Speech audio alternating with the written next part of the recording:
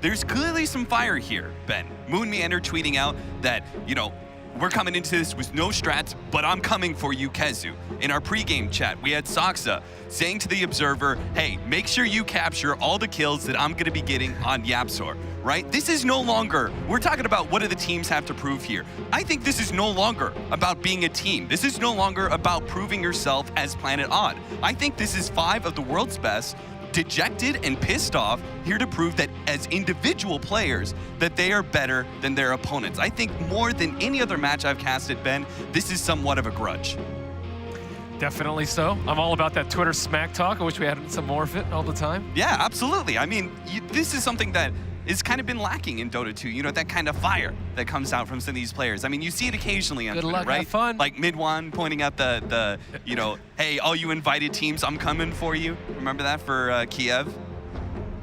And I think Planet Odd. I think some people retweeted that after the Kiev major, though. Yeah. So. That is always the downside of that smack talk. It can always go the wrong way. We'll see what happens here for Planet Odd in this game one. I feel like looking at this, these are all kind of in somewhat signature heroes for these players. Moon Meander, the Earthshaker player, right? You've got a Weehaw Templar Assassin, a Misery Pudge, probably one of his best heroes there, while Team Secret have adapted what we can say is a very experimental lineup, where we've got Zeus with the Necrophos combined with an Arc Warden to match up against that Templar Assassin. I do like that matchup. I think the one hero that is standing out in this matchup that doesn't really fit is LC, actually. I think LC might be a liability in this game. There's no like great dual targets. If you dual troll, you just get bashed. If you dual TA, she usually just kills you. So I don't really see him racking up a lot of damage unless Yapzor goes off. The supports are kind of easy, right? The Crystal Maiden and Pudge are usually easy heroes to get on top of. I think if you duel those, you just die.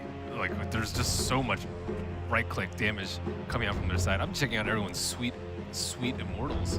I see that, Ben. Mid one gets hooked in the mid lane. Mid one, pulled in, Misery sitting on top of him, does have the flux though, and he's gonna have some issues now with Puppey charging into him. Weehaw actually finishing up the creep wave, comes over now to help out his buddy, but it's too late, the first blood has already happened. Weehaw laying some damage into mid one, diving into the tower. Can he finish him up? One more shot. Fairy Fire goes off. He tries to get the angle for the extra shots, but is unable to do so. Weehaw now retreating, but he's gonna be stuck as the flux is gonna be on top of him.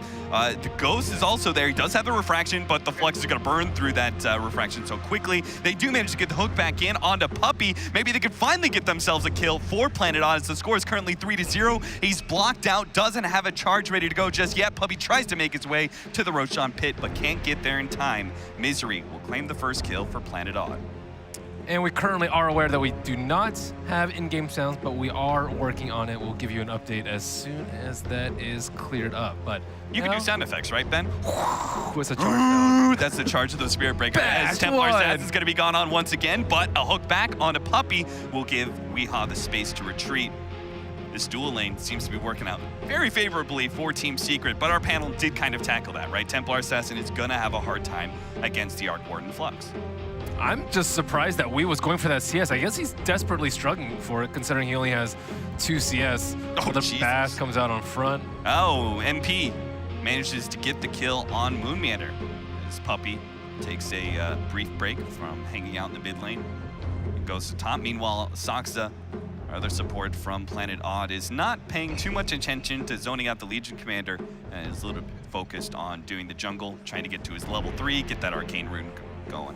He's like old CM now with the Arcane Rune. He really is. That was the big problem with the new CM, is that Frostbite, you just run out of mana so quickly. Charge once again on Weehaw, but he's far enough back. Just no CS to his name. Now, there's something to be said for Templar Assassin being able to make the comeback with Ancient stacks and such, but this is something else. He is having some other kind of laning phase. He just can't even get close to the creep wave.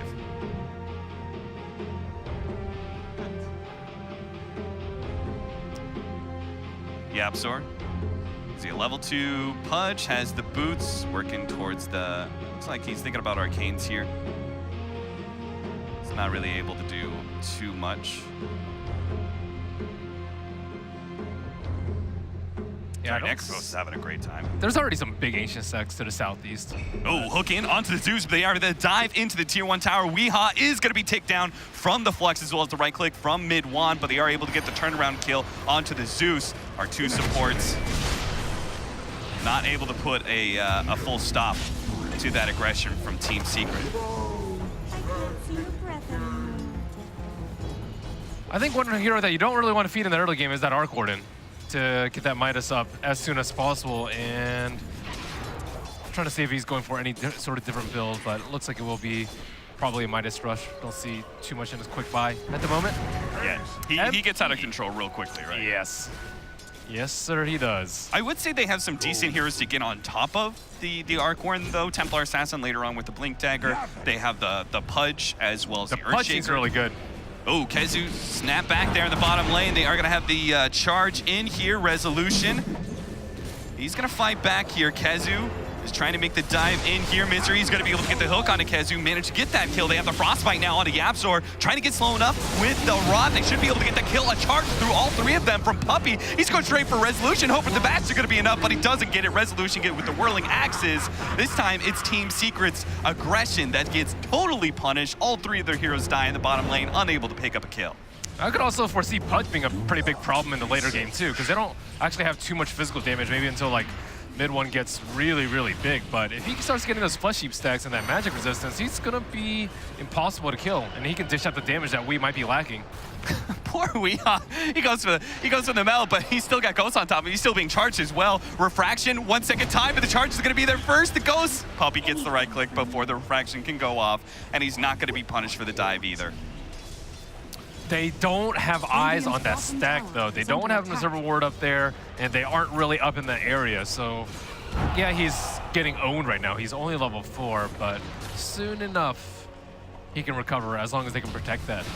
But if they take down this mid T1, he could be in a lot of trouble. Yeah, his CS is actually not that much different. You look at it, 19-7, 23-5 on the Arc Warden. He's died a lot, but his CS difference is actually very minimal. So the fact that he's going to be able to clear through Ancients may actually still give our Templar Assassin a decent game. And now Puppey's got it out, so now he knows, okay, they've stacked the south side, so now they can, like, he might die for scouting it out, but it'll be worth the information. Charge, bump back on 2. They do manage to get a nice fissure there. Puppey's dropping low, but so is Moon Meander. He managed to get another bash in there, and the Arc Warden is able to finish him off. Weehaw, meanwhile, can't quite chase the Spirit Breaker into that pit, fearing the Arc Warden. With an extra duo, Sox is going to be in some serious trouble. Puppey gets the bump, but actually stops the charge, dodges the hook in the process, and P slices down Soxa, gives them that extra bit of death timer as well, and Secret win yet another engagement. Spirit Breaker is causing them so many issues right now. Like, until Earthshaker maybe starts joining the fight, and they can block it with the Fissure, then I think they're just going to keep snowballing and just keep getting more and more kills. Right now, Fissure's on cooldown, so unless he hits a sick enchant right here. Oh, that was nice play by Yapzor. He timed his bolt so that he couldn't hit the enchant. Kezu slowed down, throws out the overwhelming odds, just barely give him movement speed to get ahead of the Pudge, but it's not enough to get ahead of Resolution's range form. So that is, our Troll's currently sitting 34-14, not quite up to the Necrophos' CS, but he has been having a pretty free time and has gotten a couple of kills as well. So if we want to compare our carries and our mids, there's still potential for Planet Odd to even this game up. But as you said, it seems like the Spirit Breaker really is the runaway hero right now.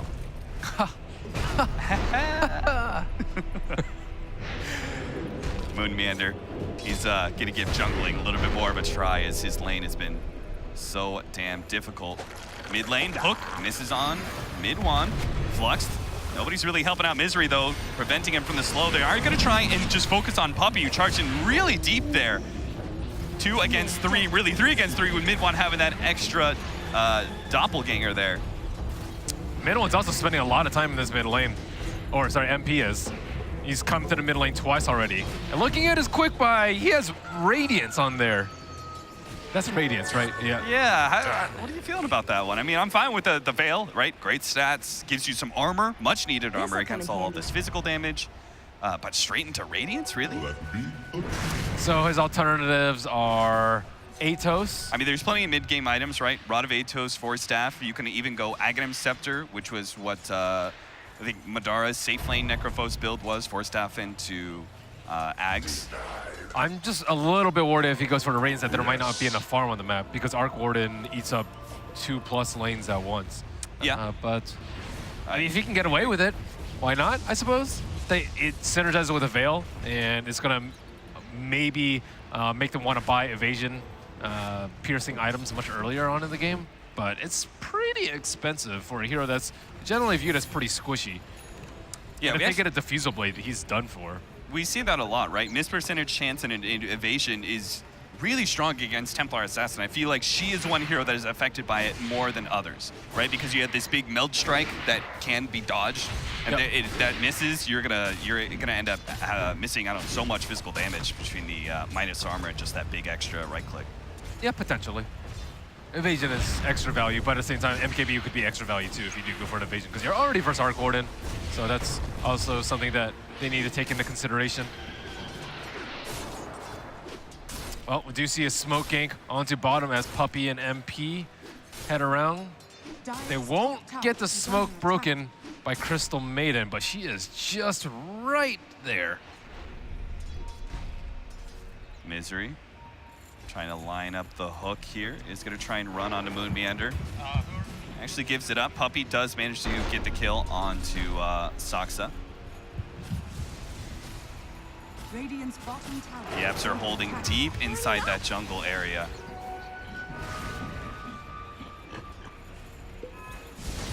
Looks like they're going to go for the dive here. The TP's coming in for the Necrophos. Goes for the hook. Barely misses out on Yapzor. And maybe Misery. Doesn't look like there's any sort of charge. Actually, it's in middle lane. They are going to bump into Moon Meander, push him back into mid one. And that will be a quick and easy one for Puppey. I think he was actually charging up towards top lane, but doesn't end up his final destination. Very fortuitous place for him to be. Misery coming in, trying to help out. Oh, another whipped hook there from Misery as he shoots right. Mid-one moves left, but they might still be able to get this kill. Weehaw goes to the dive, but again, he's just a little bit shy on the damage. Maybe Resolution can help him out, but diving into the tier 1 tower against an Arc Warden is just not a good idea. Bottom lane, Kezu, he's actually going to chip down that tower. Rare to see a solo offlaner manage to do that, but it looks like with the Echo Slam, he may actually have some sort of turnaround from Moon Meander. Diving into the jungle here. Nice little juke around from that tree. The extra movement speed of the phase boots. It looks like he may be out of here. The Fissure slows him down. Saksa trying to close in for the Frostbite. Does manage to snag him ever so barely. And Moon Meander will finish him off with the Enchant Totem Aftershock. Do you see mid one with his Midas? He Midas the siege creep instead of the range. Isn't that better? Debatable. Misery. Grab on a Necrophos here. It's definitely faster for pushing out the lane. But he had a Arcane Rune at the time. Yeah. Not that it particularly matters for that. Mid one. Hook He didn't expect this wraparound, that's for sure. Saksa and Moon Meander dive behind the mid tier 1 tower and completely sandwich the Arc Warden. Looks like he's still going for the Radiance too. I still haven't seen him swap it from his quick buy. That's like one of the greediest builds. Lodi used to do it a lot too. And Midas Radiance. Veil, I think, is a maybe nice middle ground for not even upgraded the items. Oh, that magic damage. Whew. Wow. MP with a Veil. They did not even need the Reaper. Yeah, you got to remember that Spirit Breaker. His bashes are magic damage, right? Yep, they need a... he needs that magic resistance talent, but he doesn't get that until level 25. that's I think a real long term there, Ben. Yeah. Well, how else do you survive? You have to buy BKB very early.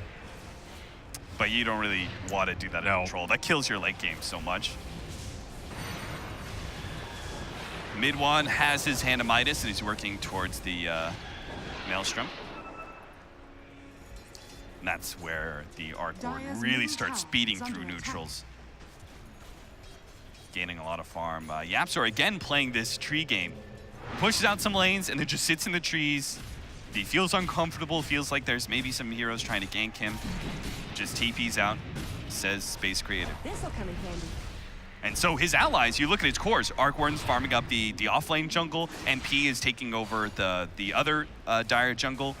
So they're kind of giving the space to the supports to push out waves, which means that if Planet Odd ever do go about ganking some of these heroes, they run into one of the supports in the laning phase, it's not really worth that much to kill them. The much more valuable cores on the side of Secret are in these tough to gank areas. Totally off map. Yeah, and they're in like full greed mode right now. He's saving up for Radiance and the double Midas on the Arc Warden with his Midas rather. So yeah, they're pretty comfortable with the way the game's going. They know that Troll needs, like, they're comfortable taking fights right now. Even if they were to invade the jungle as a 5-man smoke maneuver, they could easily fight that. I think Arc Ward is still pretty potent even without that Maelstrom. So I guess maybe Secret need to consider the fact that Odd can Roche very easily. TA and Troll, I would say probably two of the best cores at doing Roche. And Dezo's already up on TA, and the Vlad's is already up on Troll Warlord, so those are also two very good Roche items, and they can take it really, really quick. All they need is one pick off, but Misery just can't find those hooks. They may have the Desolator, but they don't have the Blink Dagger yet on the Templar Assassin. It's still a ways away. It feels like that's kind of a requirement for Planet Odd if they want to get aggressive. And maybe that's why Team Secret put so much pressure on that mid lane, keeping the Templar Assassin down, knowing that during the time where they're going to be the greediest is when a TA with a Blink Dagger could just decimate them. And speaking of being greedy, Kezu also didn't go for the Blink Dagger, so he can't get aggressive. He went for the Medallion first, knowing that there's just a lot of physical damage, and I think he does need the armor early. Most choices, most people go for the Blade Mail. I would say second after the Blink Dagger, but that would be like 22, 23 minutes maybe, and he might just die and never get his Blade Mail at a reasonable time. So going for the armor first, I actually like here. He has a little bit of extra armor from the Iron Talon as well. So Radiance. Radiance. You know, people might say that we were just trying to be big optimists, seeing the silver lining for the Templar Assassin to make the comeback, but he actually has. 7,200, top of the net worth chart, even ahead of the double Midas Arc Warden. Yeah, that's always a tough choice, right? It's like, okay, do you actually want to make the risky move, invade their jungle, which could potentially go disastrously because you're fighting in a very unfavorable position, very close to shrines, or do you play a save and just farm your own side with comparable greed? And the latter option is generally much safer. I think, especially given the fact that Planet Odd need BKBs to fight. Echo Slam, they caught mid one, the Arc Warden. Not sure how that started, but must have been that Blink Dagger pickup from Moonmeander. That is maybe the first reveal of the Blink Dagger, but well worth it. A kill on the Arc Warden. He's got to be enemy number one, right? Though seeing, at this point in time, looking at MP, they have to realize he's going to be going for something big.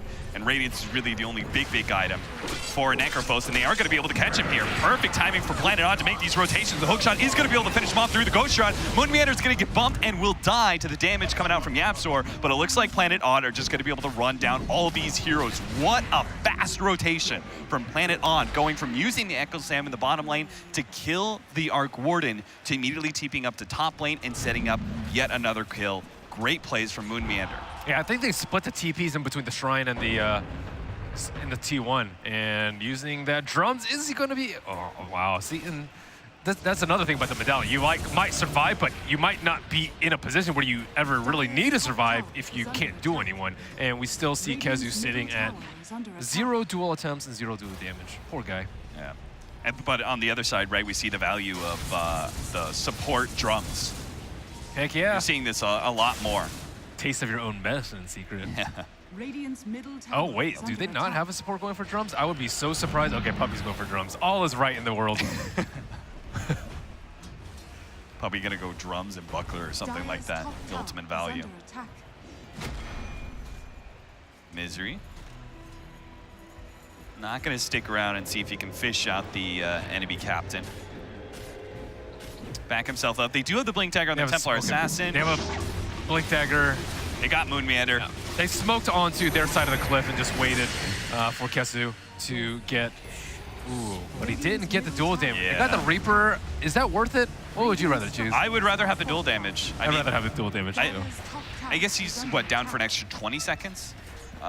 It's level 2 Reaper. Yeah, we're greedy. We like that permanent damage. Infinite scaling, baby. Top lane, Weehaw. Lost his refraction already, down to half HP. No Reaper Scythe necessary for that one. It'll be the Zeus that gives them the burst damage and maybe an extra kill. Misery being dove behind the tier 1 tower. Attempts the hook. Not going to be able to get it though. Yapzor a little bit too quick for Misery. And it seems like these team fights just are going one way or the other very heavily. It's just like a team managed to get initiation and they just run over like 3 heroes. Seems so, and they have mid one farming the mid lane. And one of the things that you always look for in Arc Warden players is a spread of Spark Rays. And he has some to the south side, like all in these choke points, a little bit to the left. He has some in the trees, like just all around any potential gank point that they can, some of them have expired by now, but like he feels very safe there. He's past the river without his team. His entire team is showing pushing top, yet because of the Spark Ray positioning, he can push up that far and make the most out of the map. So clearly mid one has played his hero, even if the stats have not showed that he's played it much in competitive.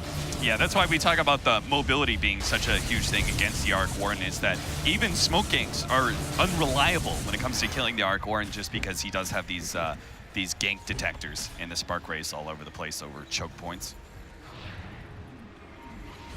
Smoke up though.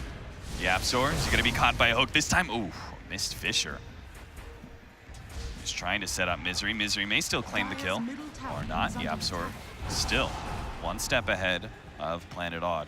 His Zeus has been super effective so far with really not a whole lot of mobility items. Went for Ghost Scepter and Ether Lens. So now they definitely see the relic on Necrophos. He showed in mid, and I wonder how they're going to respond to it, because this is a very unusual choice. Like, what do you actually do for Planet Odd here? Do you prioritize him first in the fights because he has like a 5,000 gold item that doesn't really give him that much HP or armor, or do you still want to play the farm game after seeing that he has this like super like power farming tool in his inventory? I'm curious to see what they're going to do. Or do they build the Fusel Blade on Wii and just try and kill him first in the fight? And it looks like that's going to be the choice for him. Blink Desolator into Diffusal Blade so that they can prioritize this Necrophos in team fights, which I like, especially considering that Zeus also has a Ghost Scepter. Moon Meander. Gonna see a combo here from Puppey. Gets a little lucky on the bashes. He might be able to get the kill, or maybe Moon Meander can actually stall up Puppey enough for Weehaw to be able to come in. He goes for the Boots of Travel, TP, and put it. No, there's the Echo Sand. They managed to lock down 2 there with a hook shot coming in, finishing out the Necrophos. A huge win for Planet Odd that may just turn into more. Mid one's gonna try and hold this with his illusion, but this is going to be a tier 1 tower down as well. This is big timing because this will finish up the Diffusal Blade for the Templar Assassin, and I believe it is also going to finish up our BKB for the Troll, or at least going to put him damn close to it. So we've got Planet Odd hitting a serious window of aggression.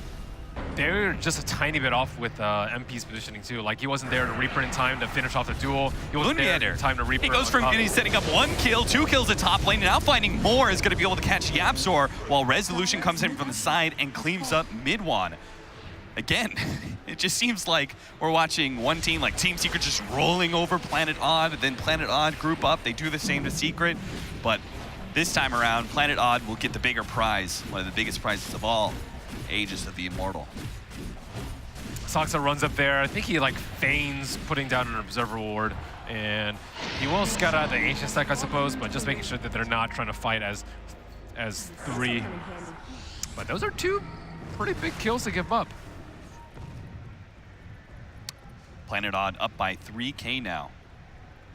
And their top 2 net worth heroes, Troll and the Templar Assassin, far, far away ahead. It really doesn't seem like this Radiance is going to be paying off big dividends, and this is going to be a 24-minute Radiance or so, while BKB is up on the Troll, Templar Assassin, big as all hell. Like, I don't really feel like that damage over time is really going to be relevant. Just helps you farm a lot, though. It seems like neither of these Tempest doubles, as every single time it shows up to defend a tower, Weehaw shreds it apart, just as he's shredding this tier 2 tower. Secret are not going to try and fight, though. They're looking at full split push, full rat mode for the Arc Warden and crew.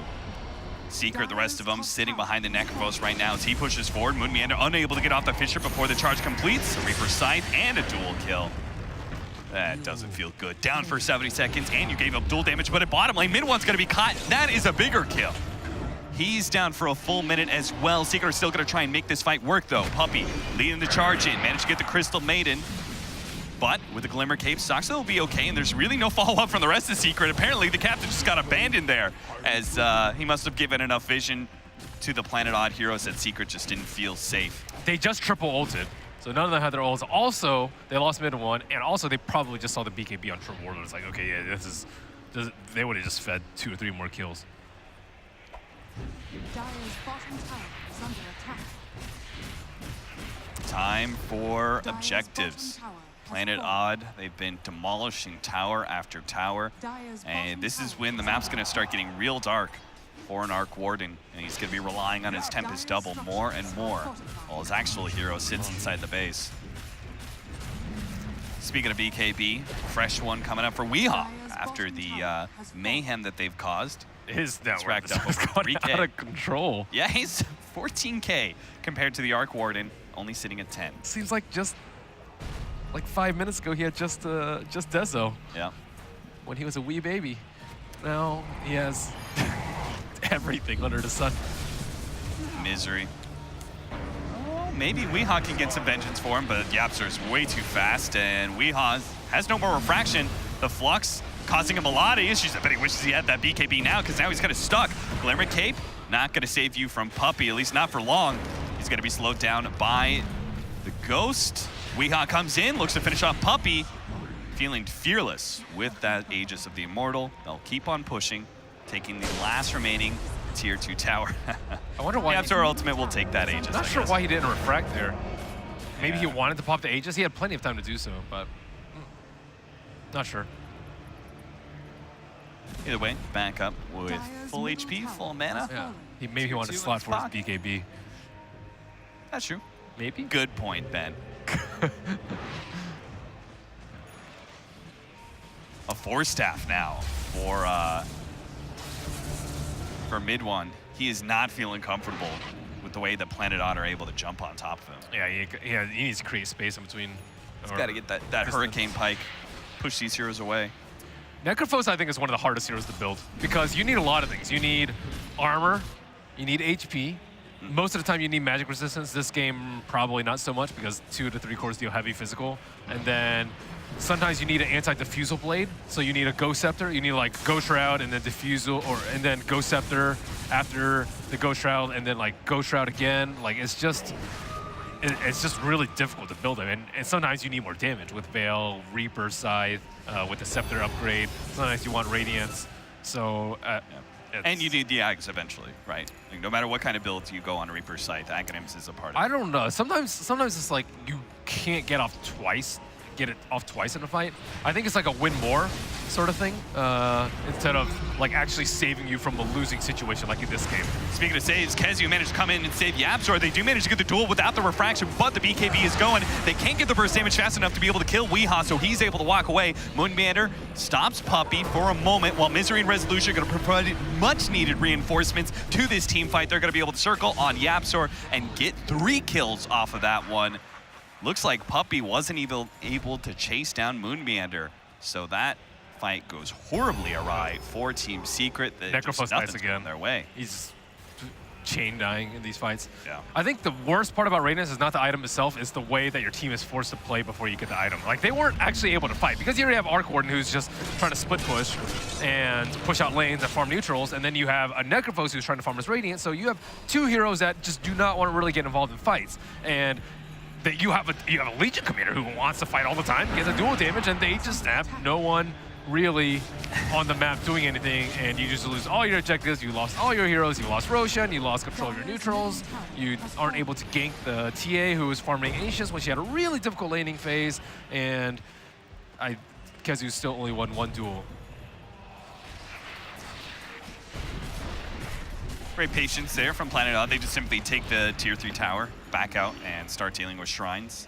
Take the Roshan shrine first, and continue to back away from Team Secret just in case. Don't want to get caught in a team fight, especially since they're so far ahead. They can easily reset and go for a smoke when they need to. Yeah, Spirit Breaker's always looking for a partner. You see, like, he keeps charging people, like, being aggressive, but there's no one really there to back him up. There's no one there to save him. There's no one there to finish off people that he charges, and it's generally not necessarily what you want to do with the Spirit Breaker lineup, right? You Yeah. just always want to have that kill potential anywhere on the map, and so some of the panel was talking about, okay, well, you should have these like global lineups, right? The only person that can really help him right now is Zeus, maybe the Arc Warden, but he's busy trying to push out the lane so they don't lose the game in 5 minutes. So your options are really just non-existent for this particular game. Do you think that the Necrophos or the Legion Commander needed to play a little bit more with the Spirit Breaker? And I would say Necrophos. I like Blink early on him personally, Yeah, just because I think you can get that Blink Reaper. Once you get a Blink Reaper, then you can actually just have the you don't need any survivability because you have this massive HP regeneration from getting that first kill on the map. But if you aren't in position for that first Reaper, you don't get the kill, you don't get that regen going, you're just gonna die in the fights over and over and over again, which is mid ones or MP's MO right now. another Diffusal Blade. Resolution would like to be able to have it now as he goes on to MP, does manage to get a lucky bash follow-up from Misery, managed to blink in and hold the Necrophos. Moonmander comes in, gets the chains done onto that Spirit Breaker, while the hold onto Kezu from that Yule Scepter prolongs the inevitable death for him. 28-18, and Planet Odd look to take their first lane of racks, and with no buybacks on the dead members of Team Secret, could be 2 lanes. So this game, I think, was a particularly hard switch up for Secret. If we recall the 2 last games for Secret yesterday, the mid one carried them in the 15 to 30 minute phase of the game, which is where Secret was the weakest this game because of mid one's different hero. He was playing TA and OD in yesterday's games, heroes which the team played around very, very well, and he felt like he was able to move around the map and kill people and do stuff, take out objectives, and just do a lot of damage in the fights. In this game, he's an Arc Lord. He's a filthy split pusher, as Slex calls it, and just isn't able to really contribute much into a later phase of the game. So they need someone to pick up that slack in the 15 to 30 minute phase, but there was no one there this time, and you can see that their entire game plan has just fallen apart, and I definitely think he's a good Arc Warden player. It's more of a question about whether or not the team can play around it. Yeah, I don't think the cores played very well around the Arc Warden at all. I feel like there was a lack of a sense of priority, right? When MP's going, hey, I want to be able to get this Radiance. You know, I want to be able to sit back and farm up this Radiance,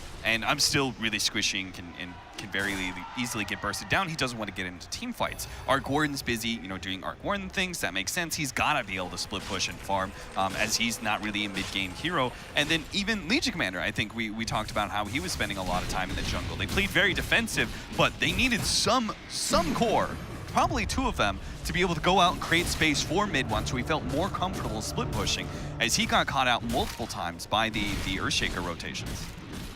I agree. I think you also want like the most flexible cores to adjust to the playstyle that you need. Like Arc Warden is just not very flexible in his playstyle. I guess if he's a support, yeah, maybe he can play in between a support and a core, but within the core role, like he can only really split push effectively. That's just kind of what the hero does, and there hasn't been many other playstyles that have been explored that really make the hero shine with his current skill set. Moonmeander in some trouble. That'll be a dual Reaper Scythe combo again. He instantly buys back. That's a Moonmeander, I know. Well, they don't have ultimates, right? No Zeus ulti, no Necrophos Scythe. He doesn't have an Aghanim Scepter, no Spirit Breaker ultimate or dual. So they've got nothing left in the tank, Ben. I think Planet Odd, they could just run it, though if the fight does go wrong, Roshan's gonna be up and Team Secret actually have a huge window to make a comeback. If they can somehow hold. Secret, also if they kill Shaker one more time, and he Reapers him, he's probably dead for like 2 minutes, 2.5. Something like that. He's dead until next game. Just go take a bathroom break. That would probably be the most appropriate time. What would be the longest buyback or longest death timer that you could have? I think it's like... I've had 210 seconds. 210? Yeah, I think. What? It was one of those like late games I bought back, got Reaper Side twice. Mid one, Force Staff over. Diffusal Blade to slow him down, though. He's not going to be able to make it out, though. Even with the Force Staffs, he is still within the claws of Resolution. He now snatches those onto the Necrophos, managed to get a lucky bash. Weeha's going to follow that up with the physical damage, and it's called. Team Secret, GG out, and Planet Odd take game number 1 in this best.